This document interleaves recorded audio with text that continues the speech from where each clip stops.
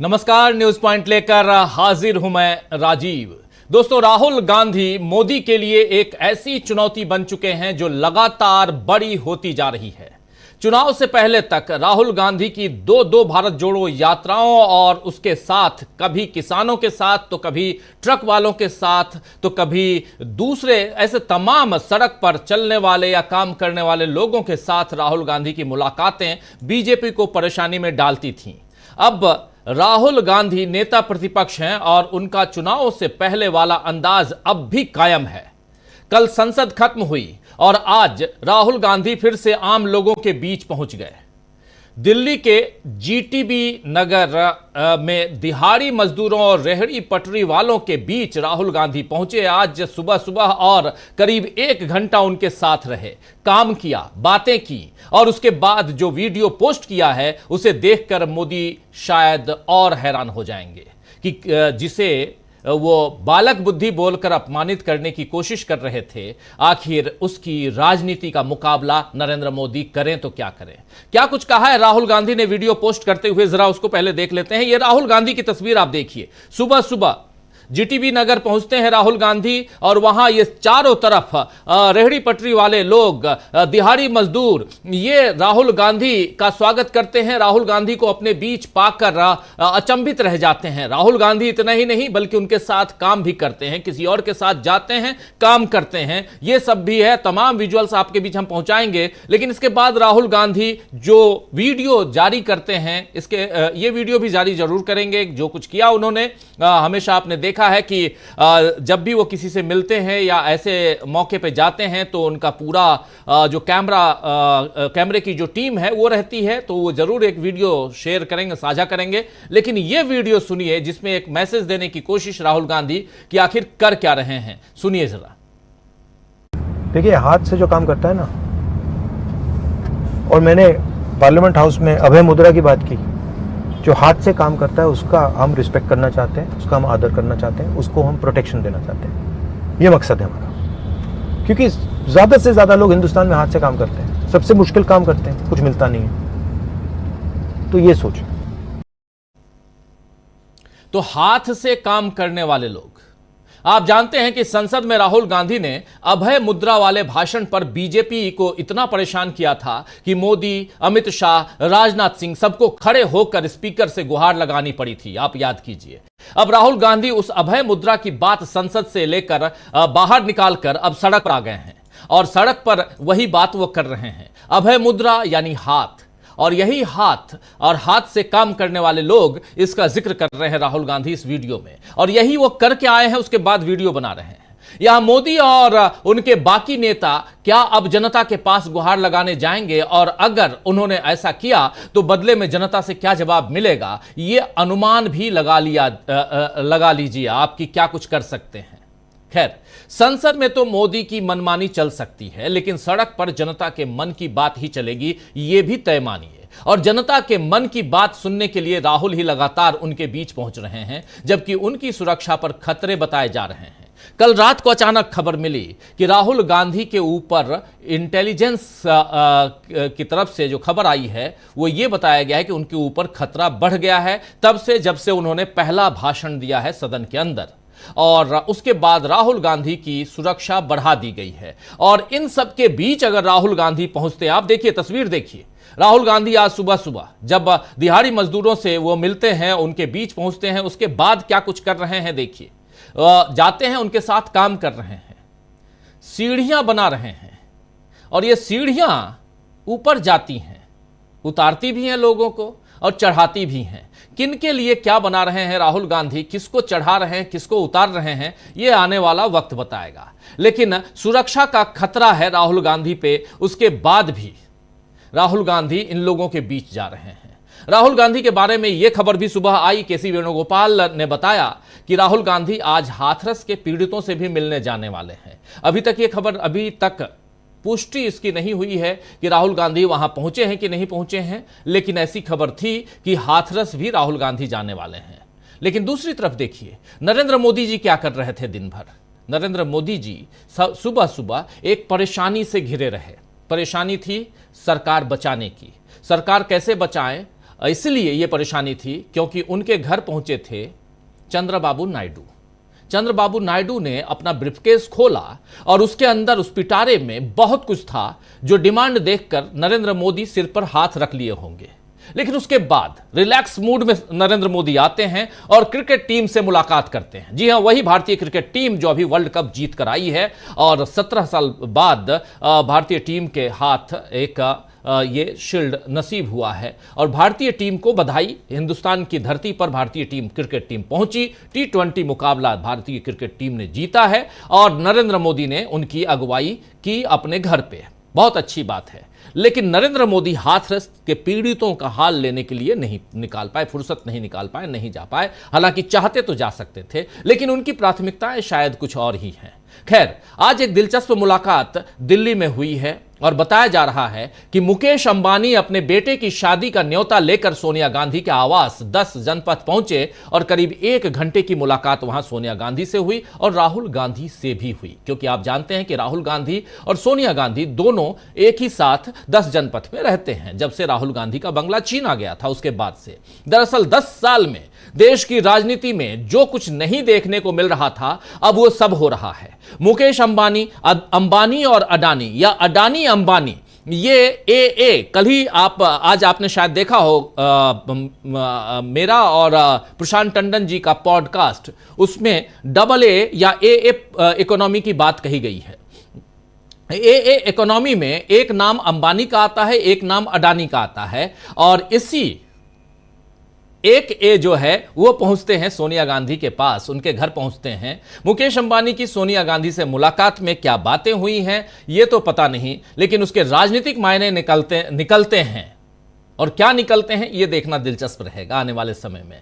नरेंद्र मोदी ने जब अडानी अंबानी का नाम लिया था, आप याद कीजिए चुनाव के समय, और उन्होंने ये भी कहा था कि टेम्पो में पैसा भर के ले जा रहे थे, तो कुछ सूत्रों ने बताया था, बहुत ही विश्वस्त सूत्रों की बात मैं कह रहा हूं, तो नरेंद्र मोदी का पूरा इशारा जो था वो अंबानी के ऊपर था, अडानी के ऊपर नहीं था। लेकिन मजबूरी थी उनकी, क्योंकि जब AA इकोनॉमी की बात हिंदुस्तान में होती है, क्योंकि यही दोनों मिलकर देश चलाते हैं और इन्हीं दोनों की सरकार चल रही है, ऐसा अगर कहा जाता है तो एक का नाम ले नरेंद्र मोदी और दूसरे का नाम न लें, यह कैसे संभव है।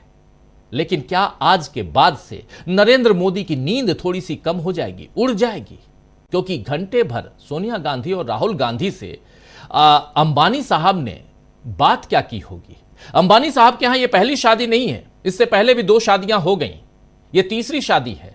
लेकिन उन 2 शादियों में अंबानी साहब आखिर सोनिया गांधी के घर न्योता लेके क्यों नहीं आए थे और आज न्योता लेके ये आखिरी शादी में क्यों आए, ये मामला भी दिलचस्प है दोस्तों। खैर, दूसरी तरफ एक जिक्र मैं कर चुका हूं, आज आंध्र प्रदेश के मुख्यमंत्री चंद्रबाबू नायडू भी अपने राज्य के आर्थिक पैकेज की मांग को लेकर प्रधानमंत्री से मिले और इधर संसद में अग्निवीर के मसले पर फंसी हुई बीजेपी को घेरने के लिए कांग्रेस पार्टी ने एक प्रेस कॉन्फ्रेंस भी की है और बताया है कि अग्निवीर योजना में किस तरह सेना के जवानों के साथ भेदभाव हो रहा है और कैसे राजनाथ सिंह ने आधे अधूरे तथ्य सामने रखे हैं। कल आपने देखा कि राहुल गांधी ने अग्निवीर के मसले पर एक वीडियो जारी किया था और कैप्टन रोहित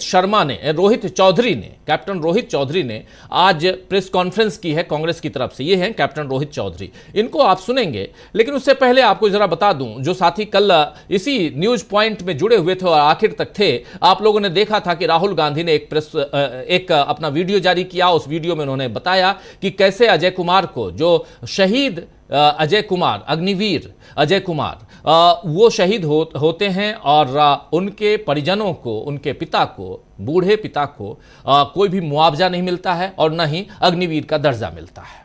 ये बात राहुल गांधी ने कही थी सदन के अंदर। एक बार फिर से सुनाना चाहता हूं। ये बात यहां क्यों दोहरा रहा हूं, क्योंकि वो कहानी थोड़ा आगे बढ़ी है और आप लोगों तक वो पूरी कहानी लेकर आना जरूरी है। पहले सुनते हैं, सदन के अंदर राहुल गांधी अग्निवीर के मसले को जब उठा रहे थे तो खड़े होते हैं राजनाथ सिंह और खड़े होते हैं उनके बाद अमित शाह। इन तीनों के बीच क्या बातचीत होती है या ये तीनों सदन को क्या कुछ बताते हैं, जरा सुन लीजिए। मैं पंजाब में अग्निवीर के परिवार से मिला, अग्निवीर के परिवार से मिला। छोटा सा घर था, छोटा सा घर था।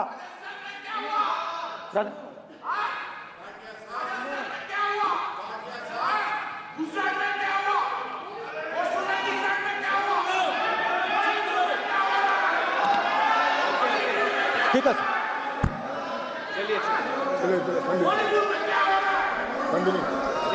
छोटे से घर में अग्निवीर शहीद हुआ, लैंडमाइन ब्लास्ट में शहीद हुआ। मैं उसे शहीद कह रहा हूं, मगर हिंदुस्तान की सरकार उसे शहीद नहीं कहती। नरेंद्र मोदी उसे शहीद नहीं कहते हैं, नरेंद्र मोदी उसे अग्निवीर कहते हैं। उस घर को पेंशन नहीं मिलेगी, उस घर को कॉम्पनसेशन नहीं मिलेगी, शहीद का दर्जा नहीं मिलेगा। और बेचारे बैठे हुए थे, 3 बहनें थी, एक साथ बैठी हुई थी, रो रही थी। आम जवान को पेंशन मिलेगी, जरूर दुख होगा, मगर हिंदुस्तान की सरकार आम जवान की मदद करेगी। मगर अग्निवीर को जवान नहीं कहा जा सकता। अग्निवीर यूज एंड थ्रो मजदूर है। और आप उससे कहते हो, ट्रेनिंग देते हो, 6 महीने की ट्रेनिंग देते हो। दूसरी तरफ चाइना के जवान को 5 साल की ट्रेनिंग मिलती है, राइफल लेकर उसके सामने खड़ा कर देते हो, उसके दिल में भय पैदा करते हो। एक जवान और दूसरे जवान के बीच में फूट डालते हो कि एक को पेंशन मिलेगी, एक को शहीद का दर्जा मिलेगा, दूसरे को नहीं मिलेगा।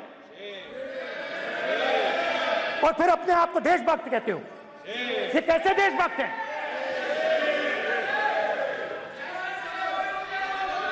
फिल्म स्टार जैसी फोटो थी उस लड़के की, फिल्म स्टार, बॉलीवुड स्टार की फोटो थी। मैं सोच रहा था, देखो इस युवा ने जान दी। स्पीकर सर,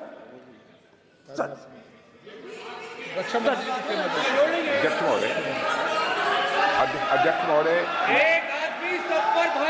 अध्यक्ष महोदय, मैं नेता प्रतिपक्ष से अनुरोध करना चाहूंगा, गलत बयानी करके सदन को गुमराह करने की कोशिश। गलत नहीं है सर, गलत नहीं है सर, कर देना चाहता हूं कि युद्ध के दौरान अथवा सीमाओं की सुरक्षा के दौरान यदि हमारा कोई अग्निवीर का जवान शहीद होता है तो उसके 1 करोड़ रुपए की धनराशि सहायता के रूप में उसके परिवार को मुहैया कराई जाती है। इस प्रकार की गलत बयानी से सभी को गुमराह करने की कोशिश नहीं की जानी चाहिए। संसद महोदय, अध्यक्ष। ठीक है सर, स्पीकर सर देखिए,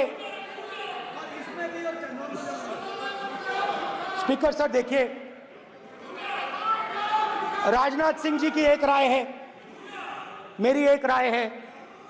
सच्चाई अग्निवीरों को मालूम है, हमें बोलने की जरूरत नहीं है। अग्निवीर को किस चीज का सामना करना पड़ता है, शहीद का दर्जा मिलता है या नहीं मिलता है, कॉम्पनसेशन मिलता है नहीं मिलता है, पेंशन मिलती है नहीं मिलती है, वो उसको मालूम है। पॉइंट ऑफ ऑर्डर है मान्यवर।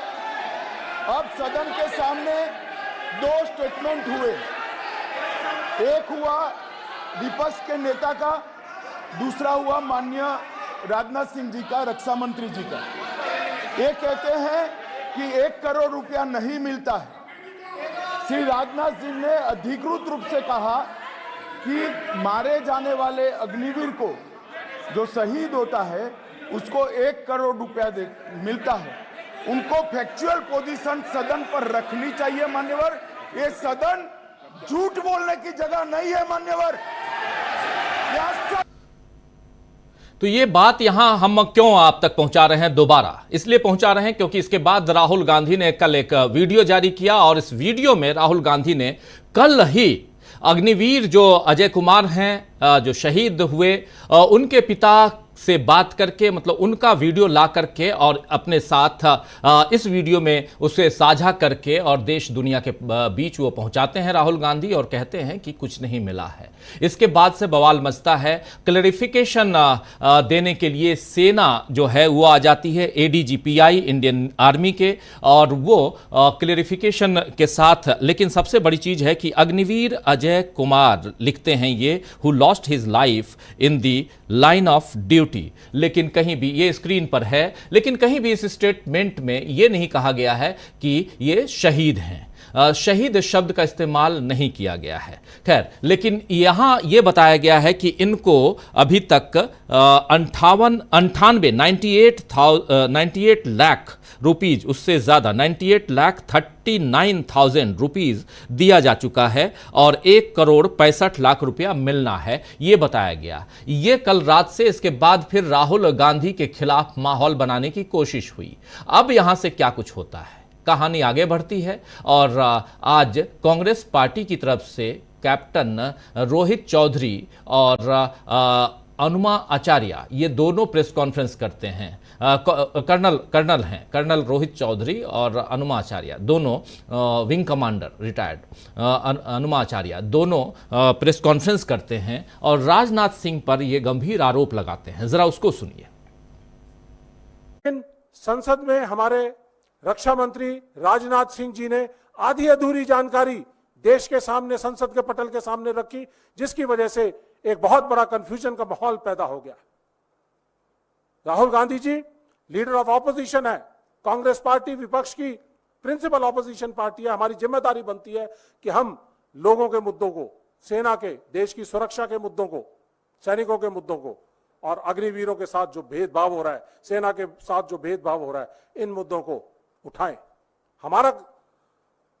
हमारा बुनियादी रोल है सवाल पूछना, सवाल का जवाब देना। जिम्मेदारी बनती है सरकार की, मौजूदा सरकार की। जो लड़ाई लड़ी इलेक्शंस के दौरान, उसके अंदर जो मैंडेट आया 12 से लेके और 22% तक डिफरेंस, इनकी वोट्स कम हुई, तो उसके अंदर एक अहम मुद्दा अग्निवीर, अग्निपथ स्कीम भी थी, क्योंकि देश ने इसको खारिज कर दिया था। आज मैंडेट उनके खिलाफ है, 80 से ज्यादा सीटें वो इस। तो संसद से सड़क तक दोस्तों, सियासत में एक नई किस्म की हलचल चल रही है। याद कीजिए कि आज से ठीक 1 महीना पहले, जी हां, आज 4 तारीख है और ठीक 1 महीना पहले चुनावी नतीजे आज शाम तक हम लोग आप तक पहुंचा रहे थे। और जिस तरह देश की सियासत ने पलटी खाई थी, उसके बाद मोदी सत्ता में आने में तो कामयाब रहे, लेकिन संसद और सड़क दोनों जगह राहुल गांधी उन्हें यानी कि नरेंद्र मोदी को चुनौती देने के लिए जिस तरह मौजूद हैं, क्या उसमें सत्ता को संभाल पाएंगे नरेंद्र मोदी? आज इसी पर चर्चा करेंगे। राहुल गांधी ने सड़क पर कैसे छेड़ दी है लड़ाई।